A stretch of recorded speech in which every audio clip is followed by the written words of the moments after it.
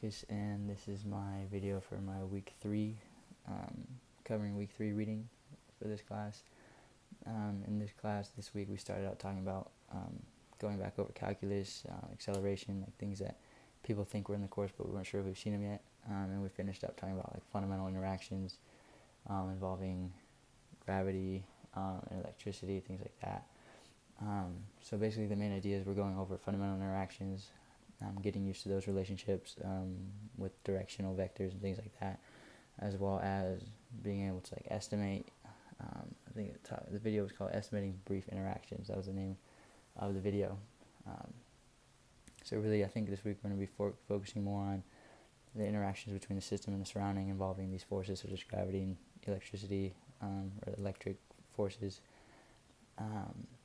And so one of the topics that were reviewed for me was more calculus. That video, just having taken calculus before, I was able to see most of the stuff that I knew calculus was present just because I've taken it before, and I was able to recognize like the integral formulas and things like that. Now, is it still hard? Yes, obviously, but it was a review in a sense, but I still need to learn it. But and then another topic that was a review was when they went into depth using the relationship between the different charges, because opposites attract. I've always known that. So say you have like one negative force, one positive force between your system and the surroundings. Those are going to want to attract towards each other. So that means the vector that you have for R is going to be pulling the system towards that surrounding or the source of the force, as where if they have the same charge, so one's positive and the other's positive, they're going to want to repel against each other. So that means the vector is going to be pointing in the opposite direction.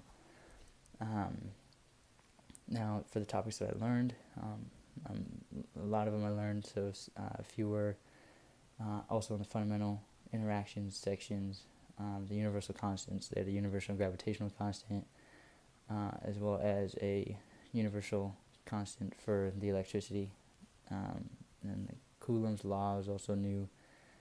So I didn't know that they had these.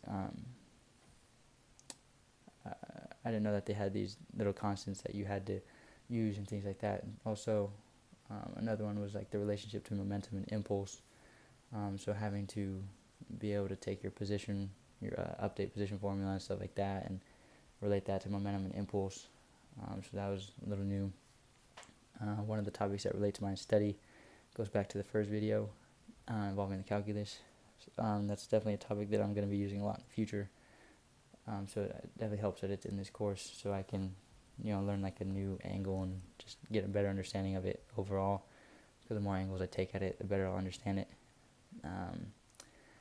But one of the most confusing topics for me was probably the Coulomb's law at the end. I think it was in the end of the last video. They started talking about concentric hollow shells. And we're talking about how it's layered like an onion, and you can layer these charges on the shells. So it didn't really make sense at first. So I recommend going on YouTube. Like I said last week, YouTube for me has always been the biggest go-to for these kind of problems. But I'll definitely have to go on more YouTube just to try to figure that out. There's a lot of other stuff, but I feel like that's the most confusing one for me. But I just wasn't sure what it meant by the hollow shell. It said uniformly distributed mass. So it's just like building up all these charges and all this mass together, and there's going to be a law about it. I'm not sure if they didn't go into as depth in it or if I'm just missing something. But that was all about the charges and talking about like dimension of the SI unit, and that's why it's called Coulomb's law. But yeah, so for the most part, a lot of new topics this week. Some were more of a review than I thought they were going to be, just such as the basics of charges, as well as introducing calculus and acceleration. But I definitely will have to keep up with all the new information because we're going to go into more depth this week. So yeah, I guess we'll look forward to week 3.